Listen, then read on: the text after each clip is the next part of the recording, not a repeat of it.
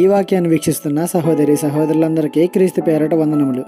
ఈరోజు వాక్యం ద్వారా దేవుడు మనతో చెబుతున్న మాట, వాని హృదయము యెహోవాను ఆశ్రయించి స్థిరముగా నుండును, వాడు దుర్వార్తకు జడియడు. కీర్తన గ్రంథము 112:7. దేవుని యందు భయభక్తులు కలిగి నీతిగా జీవించే వారి గురించి వాక్యం మాట్లాడుతుంది.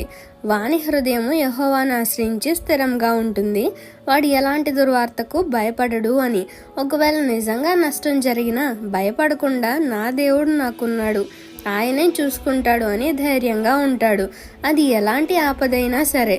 యోబు, దానియేలు, షడ్రకు, మేషకు, అబేద్నెగోల జీవితాలే మనకు మాదిరి. ఎలాంటి ప్రతికూల పరిస్థితులు ఎదురైనా భయపడకుండా వాటిని ఎదుర్కొన్నారు. దేవుడు వాటి నుండి వారిని తప్పించారు, రక్షించారు, అభివృద్ధిపరిచారు. ఈనాడు మన విశ్వాసం ఎలా ఉంది?